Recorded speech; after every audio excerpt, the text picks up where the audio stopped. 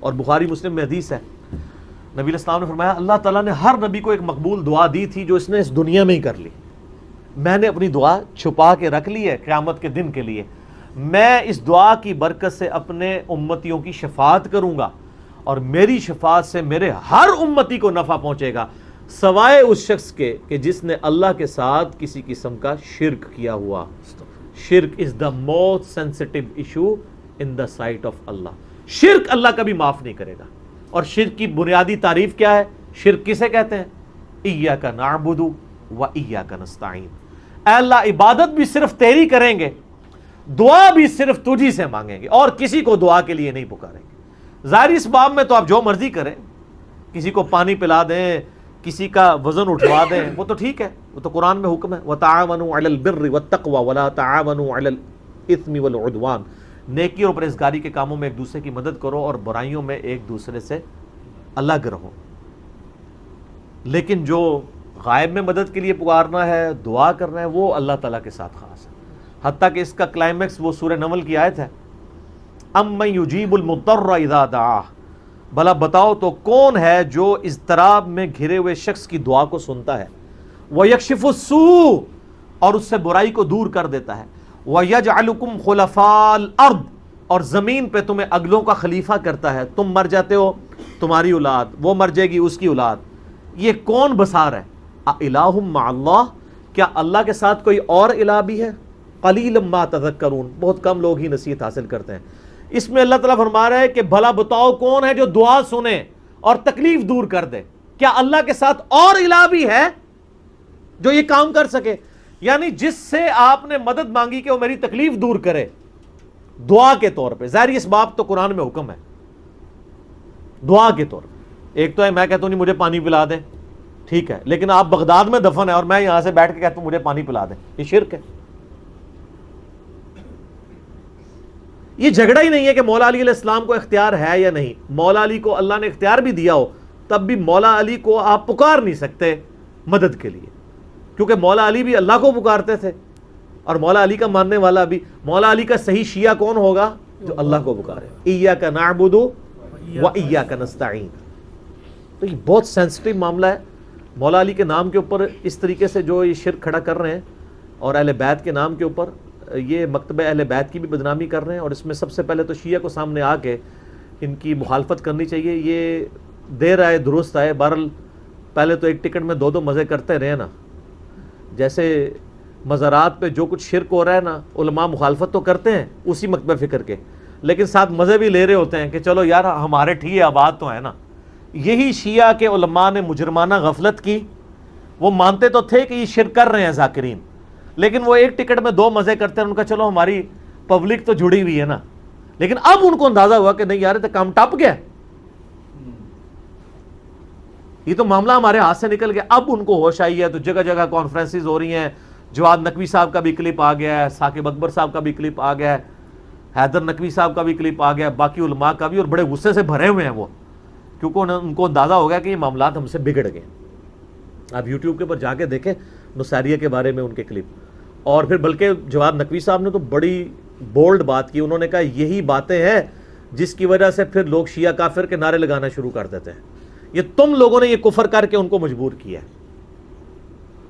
ٹھیک ہے، بالکل ٹھیک۔ ویسے جو شیعہ کافر کے نعرے لگا رہے ہیں نا، میں تو ان کے حق میں نہیں ہوں، کیونکہ ان کے اپنے بزرگوں نے بھی یہی کام ڈالے ہوئے ہیں، ان کو تو حق ہی نہیں ہے، ٹھیک ہے نا۔ تو وہ ایک معاملہ علیحدہ ہے، وہ آپ میرا یوٹیوب پہ کلپ دیکھ لیں، شیعہ کا کلمہ کا ثبوت۔ تو میں نے بتایا کہ شیعہ تو پھر بھی علی ولی اللہ کہتے ہیں نا، علی نبی اللہ نہیں کہتے ہیں، اور دوسرے فرقے جو ان کے خلاف کھڑے ہیں انہوں نے، ان کے مولویوں نے تو اپنے ناموں کے کلمے پڑھوائے ہوئے ہیں نبی کے نام کے ساتھ۔ تو علی ولی اللہ اگر کوئی کہتا ہے تو علی ولی اللہ سے ہمیں کوئی چڑ نہیں ہے، کلمے کے ساتھ ایڈ نہ کرے، علی بھی ولی اللہ ہیں، ابو بکر بھی ولی اللہ ہیں، عمر بھی ولی اللہ ہیں، عثمان بھی ولی اللہ ہیں رضی اللہ عنہم اجمعین وعلیہم السلام اجمعین۔ ہاں علی کو کوئی نبی مان لے یا علی کو کوئی رب مان لے تو وہ پکا کافر ہے۔ تو وہ والے معاملات ایک الگ سے، اور یہاں پہ اہل سنت کی بھی ذمہ داری ہے کہ ان کے اندر جو غالی صوفی ہیں اور وہ اس قسم کے نعرے لگوا رہے ہیں اور وہ ذکر خفی کی بنیاد کے اوپر وہ جس طریقے سے یعنی حلولیت کا اور وحدت الوجود کی ایک بگڑی ہوئی شکل مانتے ہوئے عجیب و غریب قسم کے یعنی، اور یہاں پہ بھی ایک اس طرح کا ایک طبقہ تھا، میں آن ایئر ان کا نام نہیں لیتا، کیونکہ وہ پھر ایک بڑا کنٹروورشل ایشو بن جائے گا. بہرحال اوورال بریلوی علماء نے خود یعنی اس ایک خاص طبقے کو اپنے مکتبہ فکر سے فتوے لگا کے باہر نکال دیا, کفر کے فتوے ان کے اوپر لگائے, اسی وجہ سے کہ وہ اس طرح کا شرک یعنی ننگا شرک کرنا شروع ہو گئے تھے. لیکن شرک چاہے ننگا ہو یا چھپا ہوا ہو, دونوں ہی شرک منع ہے. عبادت کی ہر شکل اللہ کے علاوہ کسی اور کے لیے منع ہے, اور اس کی اعلیٰ ترین شکل وَإِيَّاكَ نَسْتَعِينُ, یہ تو خاص اللہ کے ساتھ ہے. اس لیے اللہ نے اسے اسپیشلی ذکر کیا ہے کہ عبادت بھی اللہ کی اور دعا بھی اللہ سے. حالانکہ دعا خود سے عبادت تھی, الگ سے ذکر کی ضرورت ہی نہیں, لیکن اللہ کو پتا تھا زیادہ شرک اسی میں ہونا ہے. اس امت میں شرک فی صفات والا جو معاملہ ہے نا, اس میں بڑا شرک یہی والا ہوا ہے. فی ذات تو بہت کم شرک ہے. یعنی ہمارے ہاں یہ چند غالی نصیریہ ہیں, کچھ غالی صوفی ہیں جو ذات میں شرک کریں, ورنہ اوورال سب اللہ کو ایک ہی مانتے ہیں. صفات میں جو شرک آیا نا, غیر اللہ کو استعانت کے لیے استغاثے کرنا, یہ بڑا خطرناک معاملہ ہے.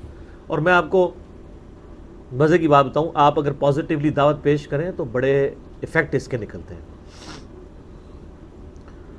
یہ کوئی 2010 یا 11 کی بات ہے. میں اسلام آباد میں I-10 میں ایک اہل تشیع بھائی تھے, انہوں نے مجھے یعنی افطار کے اوپر بلایا, رمضان کا ہی مہینہ تھا. کچھ 7-8 ان کے بھائی بیٹھے ہوئے تھے, وہ خود بھی بہت بڑے عالم دین ہیں, میں نام نہیں لیتا پھر وہ ایک پرسنل بات ہو جائے گی. تو وہاں پہ بیٹھے ہوئے نا یہی استعانت کا مسئلہ چھڑ گیا.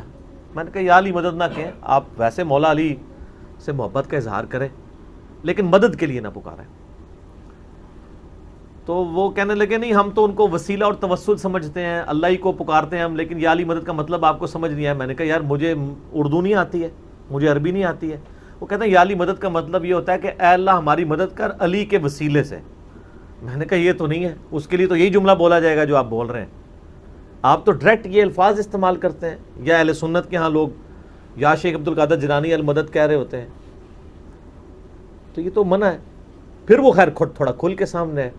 وہ کہنے لگے دیکھیں نہیں, قرآن میں بھی تو آیا نا وَاسْتَعِينُوا بِالصَّبْرِ وَالصَّلَاةِ, صبر اور نماز کے ذریعے مدد چاہو. میں نے کہا آگے بھی پڑھو نا, ان اللہ مع الصابرین. تو میں نے کہا اس کا مطلب کیا ہے؟ کہتے ہیں دیکھیں نہیں, صبر اور نماز بھی تو غیر اللہ ہے. تو میں نے کہا اگر صبر اور نماز غیر اللہ ہے اور اس کی مدد مانگی جا رہی ہے, تو پھر آپ صبح و شام کہتے ہیں المدد یا نماز, المدد یا صبر, میری مدد فرمائیے. کہتے ہیں نہیں. تو میں نے کہا کیا مطلب ہوا اس کا پھر؟ کہتا ہے اس کا مطلب ہے آپ نماز پڑھو تو اللہ کی مدد آ جائے گی. میں نے کہا ہاں یہی مطلب ہے نا, تو مولا علی کی سنت پہ چلو, مولا علی کے طریقے کے اوپر چلو تو اللہ کی مدد آ جائے گی. مولا علی کو تو نہ پکارو. کوئی کہتا ہے المدد یا نماز, المدد یا صبر. اچھا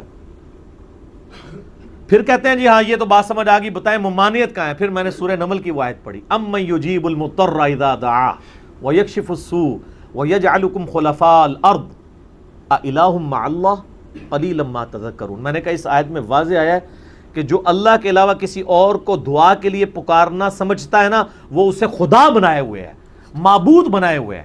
کیونکہ اللہ تو کہہ رہا ہے کیا اللہ کے ساتھ کوئی اور الہ بھی ہے جس سے دعا مانگو؟ میں نے کہا یہ واضح ثبوت ہے کہ یہ شرک ہے. اچھا وہ آئے مائے شائیں کرنا شروع ہو گئے, لیکن وہاں جتنے 7-8 شیعہ بھائی باقی بیٹھے تھے نا, میں نے قرآن بھی انہی کا منگوایا. میں نے کہا جی مجھے بتائیں. انہوں نے کہا نہیں جی انجینئر صاحب آپ کی بات بالکل صحیح ہے, جو دلائل ہے نا وہ یہی, قرآن کی آیت تو یہی بتاتی ہے. تو الحمدللہ کئی لوگ دعوت قبول کر لیتے ہیں. اگر کوئی ہٹ دھرمی پہ اتر ہے تو اس کا تو کوئی علاج نہیں, ہم تو صرف بات پہنچا سکتے ہیں. باقی میں نے محنت کر کے ایک لیکچر بھی ریکارڈ کروا دیا ہے, مسئلہ نمبر 3, دعا صرف اللہ ہی سے. میری زندگی کے بہترین لیکچرز میں سے وہ ہزاروں لوگوں کی عقیدہ توحید کی اصلاح کا سبب بنا ہے, جس میں میں نے اپنا یہ ریسرچ پیپر نمبر 3 دعا صرف اللہ ہی سے, اس کو میں نے باقاعدہ اس میں پڑھایا ہے پورے ریسرچ پیپر کو. 8 پیجز پہ سارے شیطانی وسوسے جو عقیدہ استعانت کے حوالے سے یہ پیش کرتے ہیں, میں نے سب کے سب کور کیے ہیں. پچھلے دنوں میرا ایک کلپ اپلوڈ ہوا ہے, یا رسول اللہ انظر حالنا پہ صحیح عقیدہ, وہ بھی آپ دیکھ سکتے ہیں. دعا صرف اللہ ہی سے مسئلہ نمبر 3 دیکھیں, اور اسی کی ایکسٹینشن ہے مسئلہ نمبر 43, وسیلہ اور توسل کے صحیح احکام و مسائل.